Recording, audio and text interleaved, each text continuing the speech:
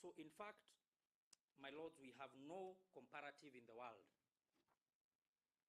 We have the most progressive and advanced constitution in the world when it comes to impeachment of the president. The argument by the petitioners that either Parliament acted as a lynch mob is again not true. The argument that the deputy president was elected by the people, whereas is true, the contra-argument is that he was also sponsored by a political party to run for office. He ran for office as deputy president under the banner of a party called the United Democratic Alliance, UDA. And my lords, under Article 38 and under Article 91, political parties are the foundation of our constitutional democracy. In the National Assembly, at the time the deputy president was being impeached, the UDA had 144 members of the National Assembly. Out of those, 114 voted to impeach the deputy president, with 21 voting against.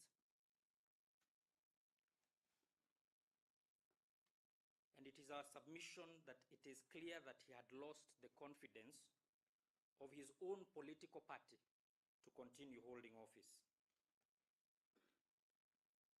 Our colleagues have cited numerous authorities from South Africa, and South Africa is a good example of how leaders respect decisions of political parties. President Mbeki in 2008 resigned after he was recalled by his own political party. He was not heard by the party. He was not invited to any hearing. The party just met and said they had lost confidence in him. This decision was submitted to him, and he said that he respects the decision of the party, and he resigned. The same thing happened to President Zuma, who resigned on Valentine's Day of 2018. And the following day, President Ramaphosa was sworn in. The party simply said, "We have lost confidence in you." Closer home here in Zimbabwe, when President Mugabe was removed as leader of ZANU-PF on the 19th of November 2017, again he opted to resign because he was going to face an impeachment vote. Parliament is often considered the highest form of representation in a democracy because it serves as a primary venue where elected members represent the diversity, will, and sovereignty of the people. It is our submission, Your Lordship, that the first petitioner not only lost the confidence of Parliament, but he had lost the confidence of the political party that sponsored him to run for political office. My lords, you have been told a lot about the grounds of impeachment. And in Article 145, the framers of our Constitution and the context of our Constitution has to be read in its plain text. They gave 3 grounds for impeachment, and they said gross violation of a provision of this Constitution, and where there are serious threats of believing that the president has committed a crime, and for gross misconduct. There was very good reason for the drafters to give these 3 reasons, because they were not to subject the president or the deputy president to judicial standards by members of Parliament. They were not to subject them to judicial standards. the charges against the deputy president, 11 of them, are not to be subjected to judicial standards. I know my colleagues will give you examples of how other presidents have been impeached. But presidents all over the world have been impeached for far lesser crimes, for far lesser transgressions than you have seen here in our country. Here, the impeachment was on serious violations of the Constitution. I'll go to the grounds of the impeachment, my lords. And you are told about subsidiarity. Ground number 6 of the impeachment, where the deputy president was accused of crimes under the National Cohesion and Integration Act. Ground number 7, where he was charged with the economic crimes under the Anti-Corruption and Economic Crimes Act and the Proceeds of Crime and Anti-Money Laundering Act. And ground number 8, where he was charged with contravention of Section 29 of the Leadership and Integrity Act. You have been told that there should have been deference by the National Assembly to the institutions, that is NCIC, EACC, and the DCI, to allow them to investigate those crimes before Parliament could do the duty that they did. That is not true, and we are guided by a decision of this court by a 5-judge bench in petition number 295 of 2018, Philomena Mbete Mwilu versus DPP and others. This was a 5-judge bench, Justice Omondi, Justice Ngugi, Justice Tuyot, Justice Musyoka, and Justice Muita, delivered in 2019. And in this decision, particularly paragraph 379 of that decision, the judges go on to say, and this was a decision which the Deputy Chief Justice had challenged charges that had been preferred upon her by the DPP in the Chief Magistrate's Court. And the judges say that from the analysis, the following principles emerge. First, in the absence of an express statutory or regulatory provision requiring prior approval or sanction from another authority in order to prosecute a judge or judicial officer will face trial directly in the event that he or she is alleged to have committed an offense. However, and this is the second principle, where there is a specific legal framework for dealing with misconduct and or removal of judges, cases involving misconduct with a criminal element committed in the course of official judicial function or so closely proximate or linked to the judicial officer must first be referred to the body responsible and the disciplinary or removal process commenced. My Lord, it is our argument that this decision applies in this case. And the holding, in fact, was that while the DCI is not precluded from investigating criminal misconduct of judges, there is a specific constitutional and legal framework for dealing with misconduct and removal of judges. Consequently, cases of misconduct with a criminal element committed in the course of official judicial functions or which are so inextricably connected with the office or status of a judge shall be referred to the Judicial Service Commission in the first instance.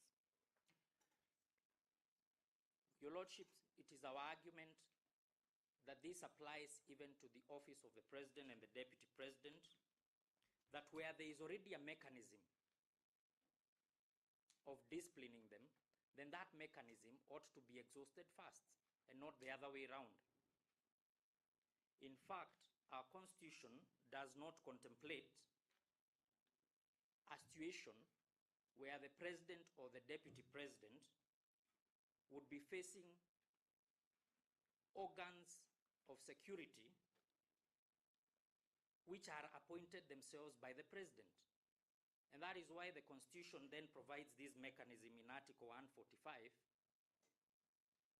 to discipline the president and the deputy president and to hold them account through their removal by parliament. This position was supported by several other authorities, and there's an article I will urge you to read, The Temporary Criminal Immunity for Federal Judges, that is contained in that authority. Secondly, Your Lordship,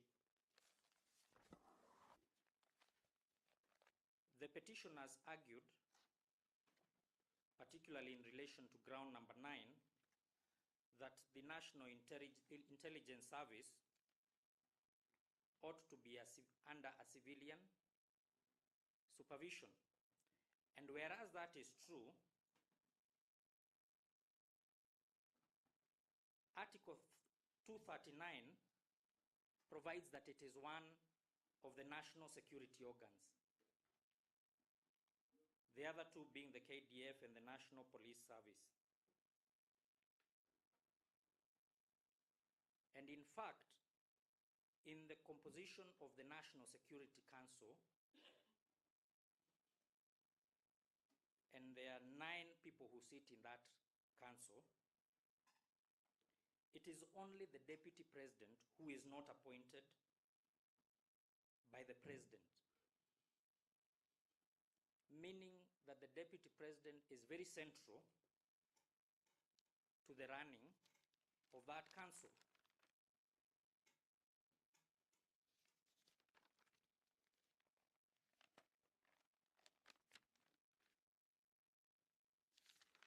Your Lordship, it is our submission on the issue of fair hearing that the Deputy President in the National Assembly, and Mr. Gumbo has taken you through this, was present. He was represented by legal counsel. And I think the place you need to dwell on most is the Senate. It is my client's case that, in fact, prejudice in the Senate was suffered by the 9th respondent and the National Assembly. And why do I say this? This is because the first petitioner was able to present his case and his documents. He was able, through counsel, to cross-examine witnesses of the National Assembly, including the 9th respondent. But when the time came to cross-examine him, he was not available.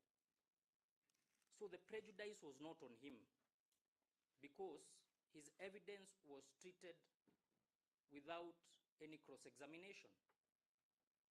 And you see the result of the Senate, that in fact, 6 of the grounds that the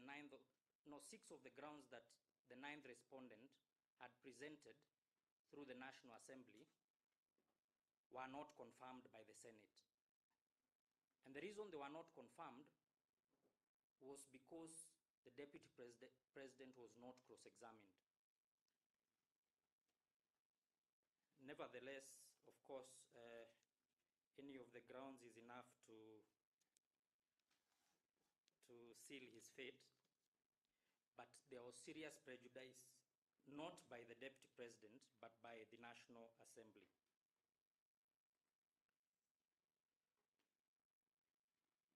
On the issue of the committee route and the plenary route, our submission is that the plenary affords the whole House, and indeed the Deputy President, an opportunity to interact with the entire House, as opposed to the committee route, which limits the numbers. And remember, Your Lordships, the committee route is decided by the leadership of the Houses.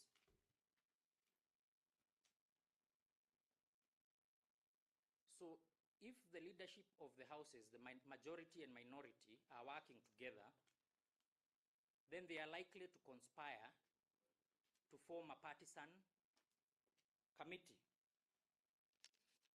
And therefore, actually, the first petitioner should be supporting a plenary route, which then exposes him to the entire House so that he's able to convince each one of them individually on the hearing. And that is why Senate, in its wisdom, elected to follow this route. My lords, you are taken by my learned senior Githu Muigai on Wambora and Sonko, and we rely on those decisions. But I want to mention briefly that there are two decisions that my learned senior Mr. Kibe Mungai talked about this morning. And one was just delivered last week regarding President Ramaphosa in South Africa. And there was a decision that preceded that one, EFF2, which then directed the parliament in South Africa to constitute rules to be able to conduct impeachment processes. And those are two very progressive decisions. I thank Mr. Kibe for bringing them to the attention of this court. But the reason they are not applicable to our situation is because South Africa has only one chamber. We have two chambers here. We have the National Assembly, which acts the way the South African Parliament does, but we have a Senate to conduct the trial. So that decision is relevant to South Africa because they only have one chamber. And what the Constitutional Court was saying in EFF2 is that you need to formulate rules to be able to conduct impeachment. In this EFF3, which has been attached, the Constitutional Court is now saying that the independent panel report that was voted out by Parliament ought not to have been voted out, but taken to the impeachment panel. And that is precisely what our Kenyan system is, that you've had in the National Assembly, but you go for a trial in the Senate. That is the distinction between ourselves and South Africa.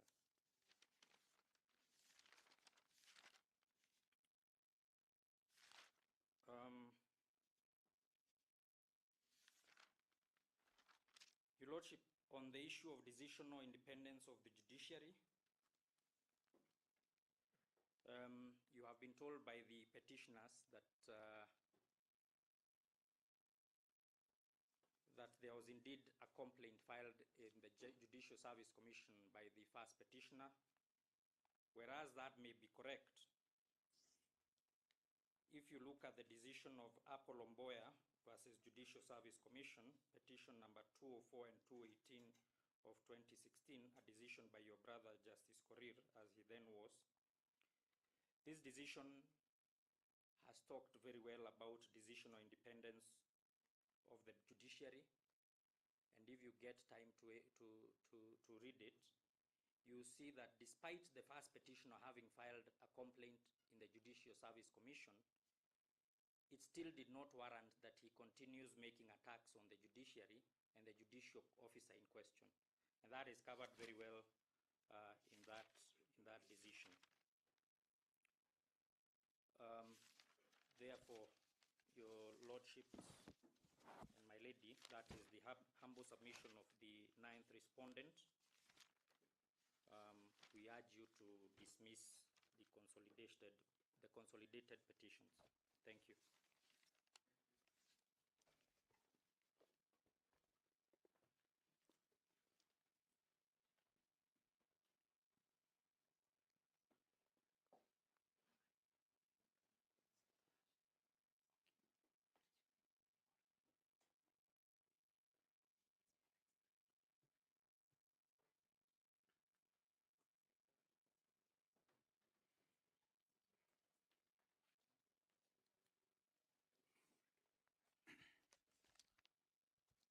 My lords, my lady, if it may please in the matter.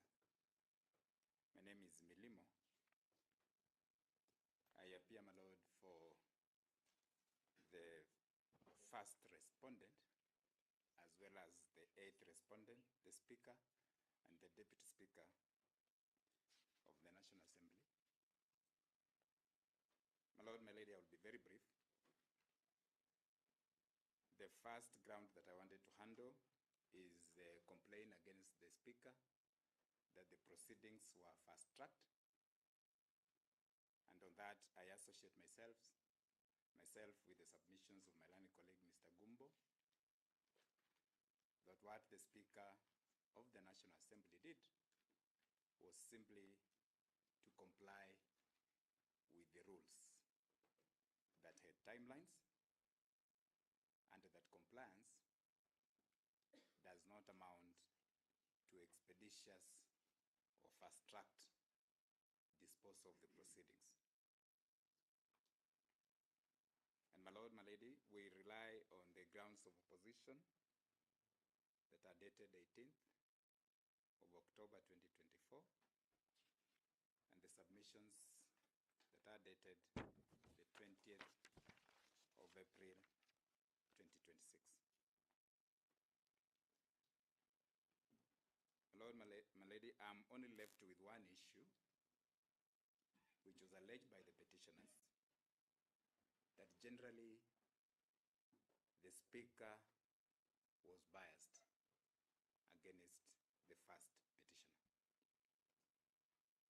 And I will demonstrate, my lord, that that allegation is indeed untrue and incorrect for the following reasons. Firstly, Lord, you shall note that the Speaker of the National Assembly does not participate in the proceedings of the House. The Speaker is merely a presiding officer of the House. And my lord, that is the dictate of the Constitution under Articles 97 1D and 107 1A of our Constitution. My lord, the views of the Speaker presiding over the House does not matter and has no influence to the proceedings in the House. And of importance, my lord, is that, as you've been told by my learned colleagues, impeachment proceedings are determined by a vote. And that vote is by members of Parliament. The Speaker of the National Assembly, at no point in time did he vote in these proceedings. In presiding over the House, my lord, my lady, the Speaker was undertaking a constitutional duty as prescribed by the Constitution. And under the standing orders of the National Assembly, the Speaker is expressly prohibited from voting.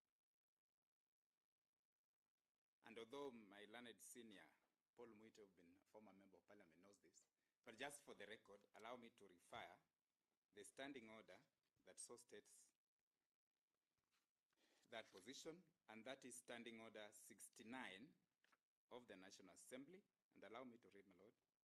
It states, that is Standing Order 69(1), states that unless otherwise provided under the Constitution, a question arising in the House shall be decided by a majority of the members in the House present and voting. Then 3 says, on a question proposed for a decision in the House, the Speaker has no vote. The Speaker, therefore, does not participate in the decision making. And in this case, my lady, it was unfair for the petitioners to complain against the Speaker presiding over the House. The second point, and there was an allegation that the Speaker was biased because he's a member of the Kenya Kwanza coalition. And that by virtue of that association, therefore, he ought not have presided over the House. My lords, you shall note that the mover of the motion presented the motion as an individual member of parliament. The motion was never presented by the Kenya Kwanza coalition. And it did not matter, therefore, that any member of the House was associated with any coalition in the House. And more importantly, my lord, my lady, the first petitioner himself is a member, or was a member, of the Kenya Kwanza coalition. And if there was any favor then that would emanate from association, then he ought to have been a beneficiary.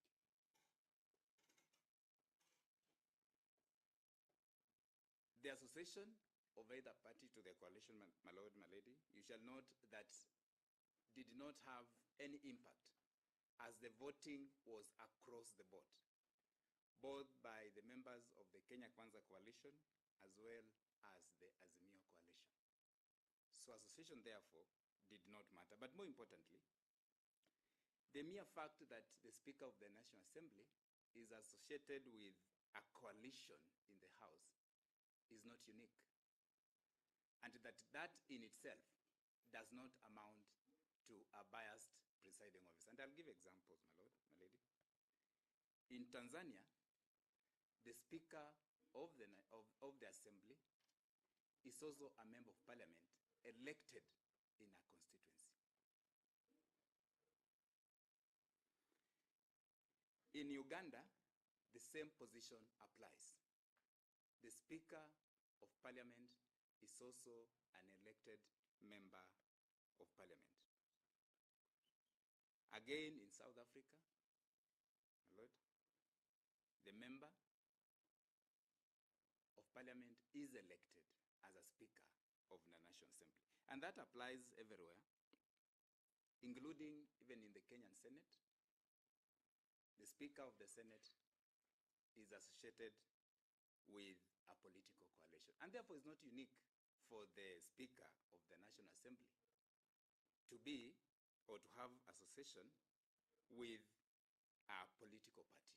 He enjoys his right to participate or associate with a political party. The third allegation, or rather the allegation also about him being a biased presiding officer, you shall note that that allegation was never raised when the impeachment proceedings were presented before the House.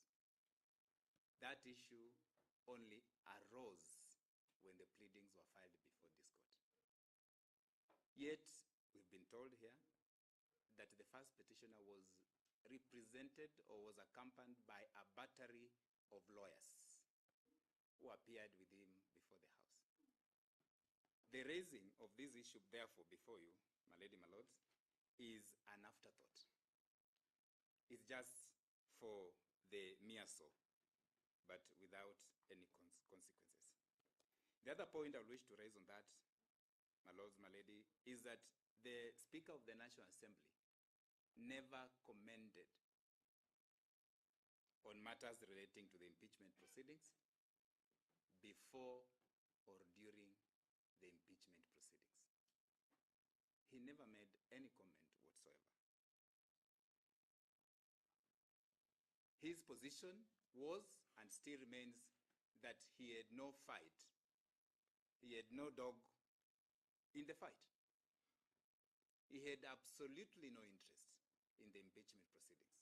And it's therefore unfair for the petitioners to complain for him merely having discharged his duty to sit as a presiding officer. The other complaint or issue that was raised about his biasness was in reference to a constitutional petition that I argued with my learned colleague Kibe, petition E202 of 2023, my lords, that had stated that the Speaker ought not be a leader of a political party. my lady, you shall note that that was not the ratio of that judgment. It was indeed an obiter, as it never formed part of the findings of that decision. But more importantly, the petitioners in that case had sought expressly that the Speaker be barred from presiding over the proceedings of the National Assembly, and that he again be removed as a Speaker of the National Assembly. All those prayers were dismissed by that court. None of them were granted. And in that decision, the Speaker of the National Assembly was never stopped from presiding over the proceedings of the House. And it therefore cannot be invoked as a decision to show that there was bias on the part of the Speaker of the National Assembly. Just to add, my lords, my lady, is that there's an appeal pending against that decision in the Court of Appeal, and we will be sorting ourselves out on that matter. The other point, my lady, that was against the Deputy Speaker, you shall note that the Deputy Speaker at no point in time did she preside over the proceedings relating to this impeachment. She never sat as a presiding officer. Her decision in respect of this matter was made through a vote that she was entitled to do as a member of Parliament. Her views, therefore, whether for or against the impeachment proceedings elsewhere, could not have an impact in the decision that was taken by the House. And more importantly, my lord, my lady, is that none of the members of Parliament complained that the views of the Deputy Speaker influenced the decision that was made by way of voting. Another point that I would invite the court to consider is that there's no prayer in the entire petitions that has been sought against the Speaker and the Deputy Speaker. Their involvement in these proceedings was for the mere so.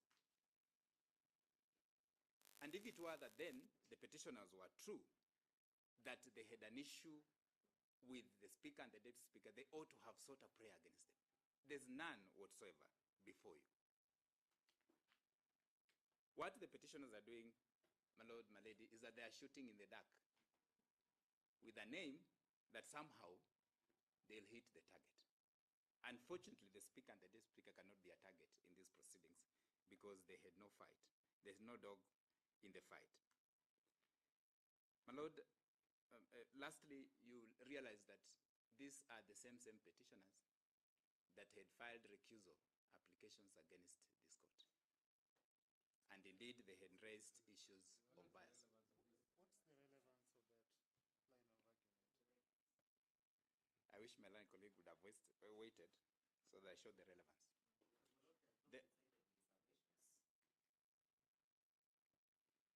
My lord, that is a decision which is part of the record, and I don't need to cite it. All I was saying, my lord, my lady, is that the standards of recusal have already been established by this court in its recusal application and upheld by the Court of Appeal. And that the mere mention of the word bias, a four-letter word, and association by a party does not in itself constitute a reason to ask a presiding officer to recuse him or herself. And that does same reasoning, my lords, my lady, ought to apply here. And we seek that you find the allegations that have been laid against the Speaker and the Deputy Speaker to be without a basis, and they'd be dismissed. We associate ourselves with the submissions of our learned colleague for the respondents and the AG seeking that the petition be found without merit and that it be dismissed. That will be all, my lord, my ladies. I thank you.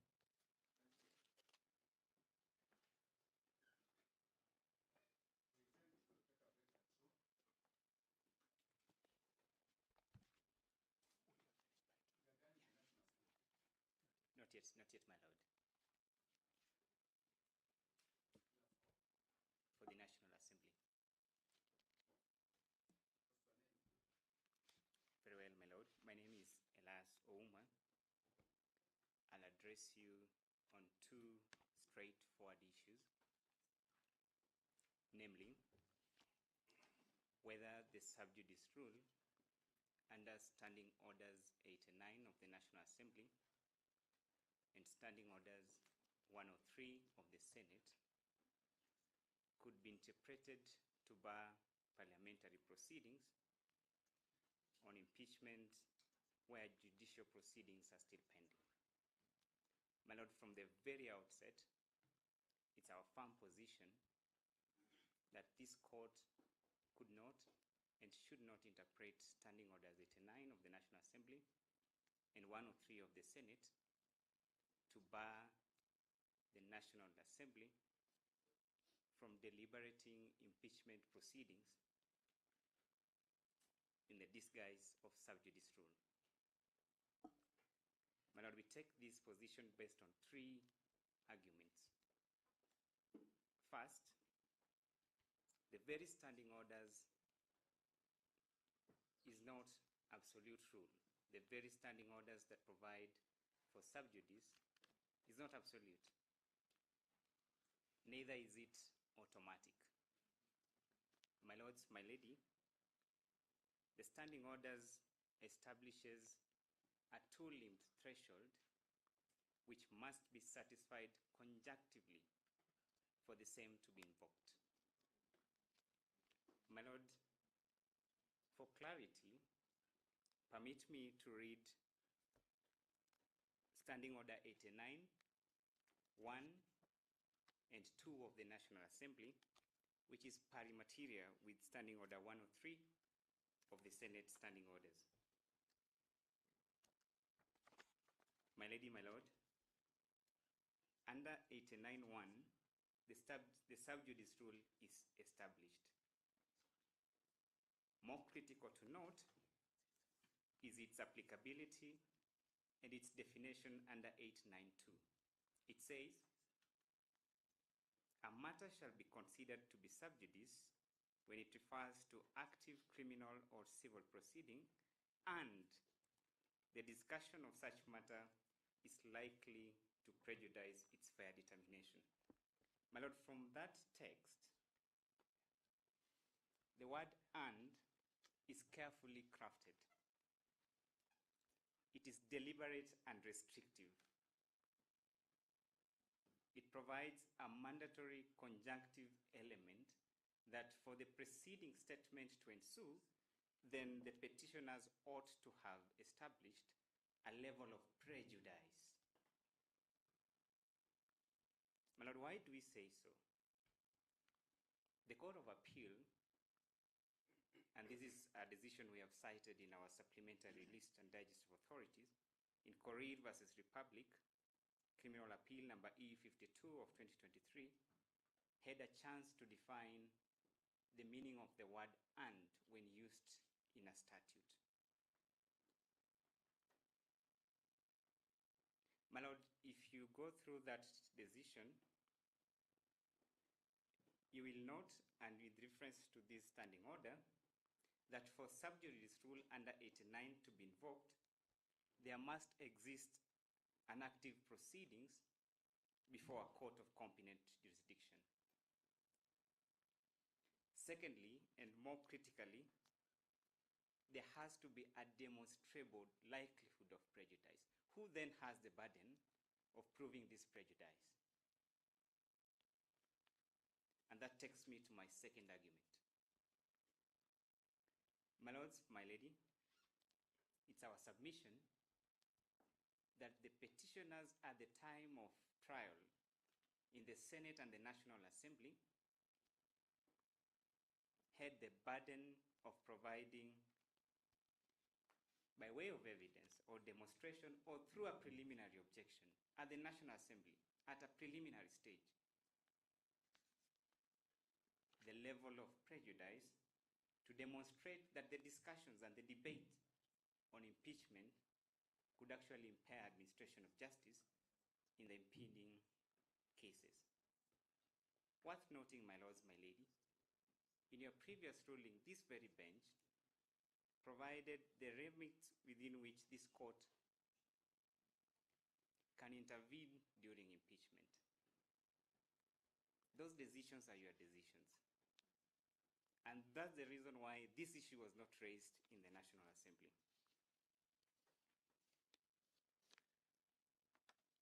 And to my third and last argument on this issue, my lords, before that, my lords, it's important to note for clarity that a cursory glance of the Hansard, and that is marked SN13 in our affidavit by Samuel Njoroge, that issue was never raised. It was not raised. And to my last argument on this issue, it's our submission that standing orders ought to be interpreted purposively and in a manner that gives full effect to parliamentary autonomy and the constitutional doctrine of separation of powers. As submitted by my learned senior and pupil master, Mr. Eric Gumbo, under Article 95(5) of the Constitution of Kenya, it is the National Assembly, not courts, not executive, not commissions, that has the mandate of initiating the process of impeaching the Deputy President.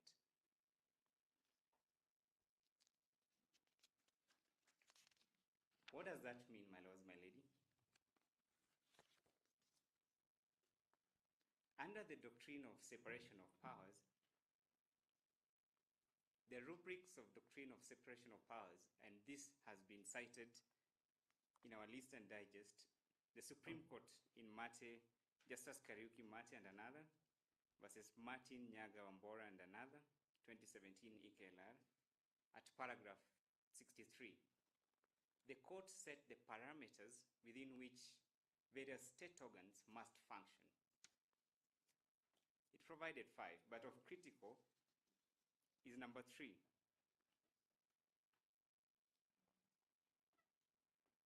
The court said that each arm of government is under duty to refrain from directing or interfering with another organ on how to exercise its mandate. To the extent that the issue of impeachment and initiation thereof is a preserve of the National Assembly, then this court should not be invited, in disguise of sub judice rule, to interfere with the functions of the National Assembly. My lord, any contra-interpretation would allow litigants in future to weaponize the judiciary to protect public officers who should be accountable as submitted by my pupil master and who should be held accountable under Article 145 of the Constitution. Because of time, my lord, my lady, I'll take you through the second issue, which is also rather straightforward and raised by one of the petitioners. That is whether the participation of Honorable James Orengo, Senior Counsel, as sitting governor, and Honorable Tienda Amolo, Senior Counsel, as member of the National Assembly, created a conflict of interest and undermined the fairness of the impeachment proceedings. My lords, my lady, first, it's our submission that there is no constitutional or statutory bar that will prevent an otherwise qualified advocate to represent a party either in court, tribunals, or quasi-judicial commissions.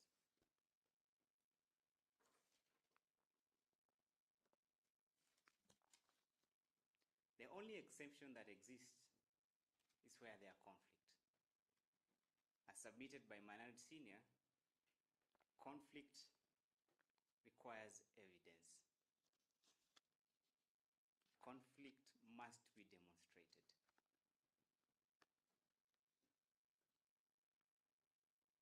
It's our submission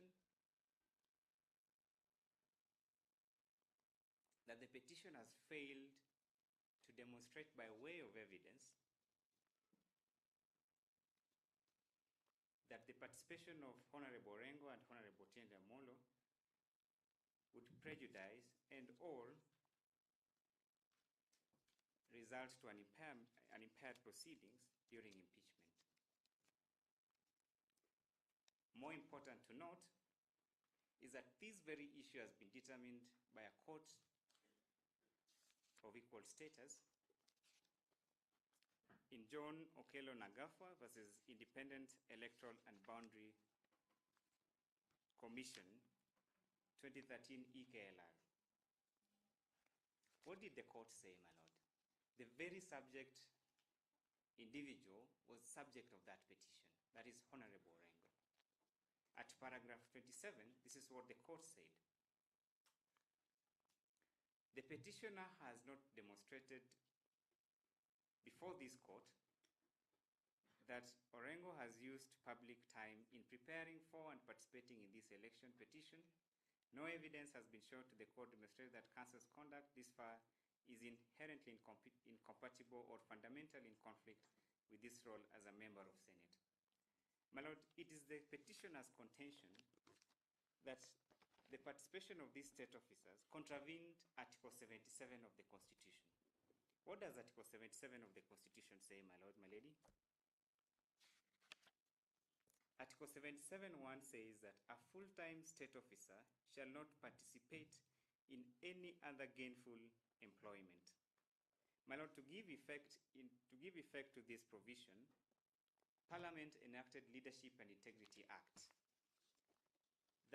That act was repealed, but it was in operation at the time of impeachment of one Rigathi Gachagua. My lords, my lady, under section 26 of that act, there is a definition of a gainful employment. And for that provision to apply, there's a condition that must be demonstrated by the petitioners. And that is section 29(2). It defines gainful employment to mean work that a person can pursue and perform for money or other form of compensation or remuneration. And this is where it's important to note, which is inherently incompatible with the responsibilities of the state office or which results in impairment of the judgment of the state office. The petitioners are saying that the participation of Honorable Rengo resulted to gainful employment. But they have not given you any evidence to show how it impaired the judgment of these state officers. My lords, my lady, it is the rule of the thumb that he who alleges must prove. All the petitioners are saying are speculations, and they are not anchored on any basis. On that ground, we urge you to dismiss their issues as raised in their petitions. I'm most obliged, my lady.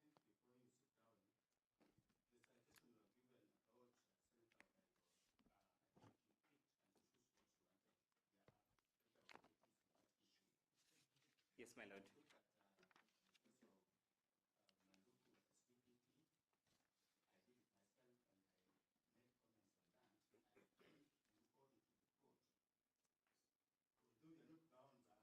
I think you owe it to the court. Although you're not bound by our decisions, you should be candid enough to say that there's also another case where same issues arose, and this is what the court said.